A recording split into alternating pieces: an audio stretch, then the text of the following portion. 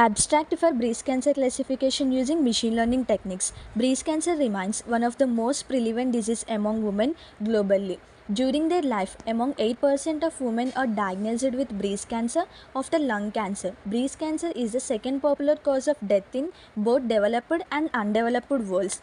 Breast cancer has two stages, benign state and malignant state. The machine learning algorithms are well suited for binary classification task, making it an ideal choice for distinguish between malignant and benign tumors.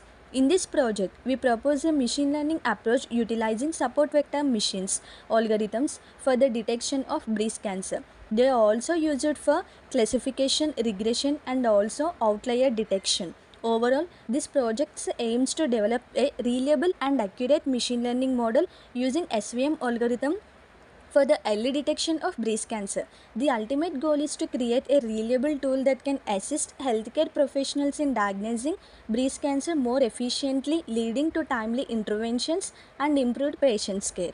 Coming to the existing system for breast cancer classification is, in the existing system, a trained deep learning neural network system is to categorize breast cancer subtypes. According to data from 221 actual patients, the findings have an accuracy of 90.50%. Without needing any human intervention, this model can classify and identify breast cancer lesions. Present technologies and methodologies employed in the current system designed for the identification of breast cancer incorporate several conventional techniques. These systems mainly utilizes digital mammography, which efforts the generation of high quality images that help radiologists to detect a mass or microcalcification indicative of cancer. Ultrasound and MRI magnetic resonance imaging are used to further detail and access lesion as well as to follow up suspicious lesion in particular dense breast.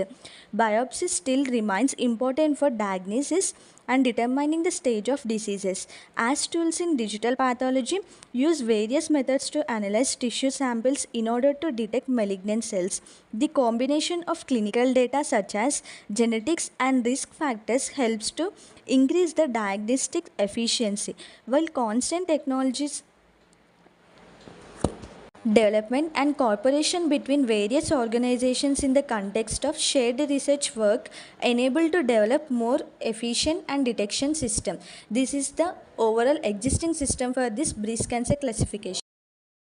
And next proposed system. Compared to other existing systems in detection of breast cancer, in our project's innovation is based on deep learning architectural design. It's specifically designed for the early diagnosis of breast cancer that estimates a substantially give higher accurate rate, and it gives minimal false positive rate unlike conventional approaches relying on mammography, and it is also simple CAT technology. It overcomes particular difficulties like the feature of dense breast tissue or the question of proper screening for younger women, and improves the diagnosis where standard models could be vulnerable. A major strength for this system is emphasis on easy of use and compatible with clinical environments. It opting for cloud-based solutions and thus providing easy to use interfaces for the end users. Stringent validation via comparison with the current standards and other systems pros that our project achieves the highest level of accuracy, faster and clinically more relevant, which will contribute to the progress of diagnostics and treatment plans, increased longevity and overall quality of the patients. In our project, we use the algorithms that are support vector machines and random forests. Why? Because support vector machines and random forest models are both machine learning models used to produce accurate predictions. Support vector machines are the type of supervised learning algorithms that can be used for both classification and regression problems, and mostly this preferable for classification problems. Random forest is also in a type of supervised learning algorithm, and this algorithm is an ensemble learning technique combining numeric classifiers to enhance a model's performance. Coming to the design part of this breast cancer classification is, here are four diagrams: use case diagram, activity diagram, class diagram and deployment diagram. Coming to the class diagram, as all we know, we have to initially initialize the data set and they load the dataset, preprocess the dataset by using the data preprocessing techniques. After the dataset will be split into the two parts, training part and testing part. After the dataset will be trained successfully, the model will be evaluated. Finally, the results will be visualized. And activity diagram shows that we have to upload our dataset, load the dataset, and also handle the missing values, encode that labels from dataset, and also normalize the data from dataset. And next, split the dataset into the two parts, training part and testing part.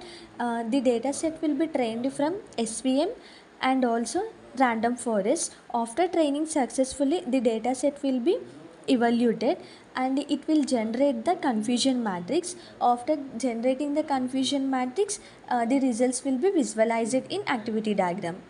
This is a class diagram, and finally this is a deployment diagram. This is also known as evolution diagram. Coming to the source code part for breast cancer classification, here initially we have to import the packages and libraries from machine learning algorithms. In this code, it needs 4 libraries that are NumPy, Pandas, Seaborn and Matplot. NumPy is used to perform numerical operations, whereas Pandas, by using Pandas library, we can import our dataset, and Seaborn and Matplot are used to perform data visualization techniques. Here we imported support vector classifier from support vector machine, and also we imported label encoded and min-max scalar from data preprocessing techniques. And after we imported the dataset will be divided into the two parts, training part and testing part.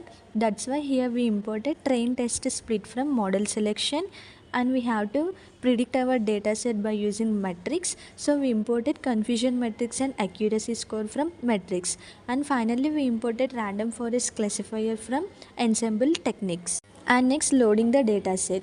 Here we imported files from Google Colab. That files will be loaded successfully. We saw earlier, according to our designing part, initial step is to load the dataset. Here dataset is data.csv. We import our dataset by using the pandas library. Here data will be loaded in the df variable. If we want to display rows from the dataset, we can use the function called the head function. Here we pass the value 10 in the parameter of head function. That means this displays the 10 rows from the dataset. If we not mention any value in the parameters, by default it will display the 5 rows from the dataset. And here is the output 10 rows from the dataset. Next, check the shape of the dataset. If we want to check the dataset shape, use the variable.shape method. Here df.shape, that means earlier we stored our dataset in df variable, that is here we use it. Here dataset shape is 569,33. And moreover, we have to check the missing values by using the isNav function. Here we check it number of missing values in each column. IsNav function is used to check the missing values. Sum function is used to count the number of missing values in each column. Here is the output for number of missing values in each column. Then after finding the number of missing values, we have to drop the columns with all missing values. If we want to drop, use the function dropNav function. And next, we find it the count of the number of malignant and benign cells by using count function. Here is the output. Total benign cells are 357 and malignant cells are 212. After that, if we want to display these cells as visualized format, use the matplot and seaborn libraries. From these libraries, use the plot function and seaborn function. Here is a visualized picture for benign and malignant cells. Next, rename the diagnosis data labels. If we rename our data to labels, use the dot rename function. And moreover, we can display the type of label by using the dot types.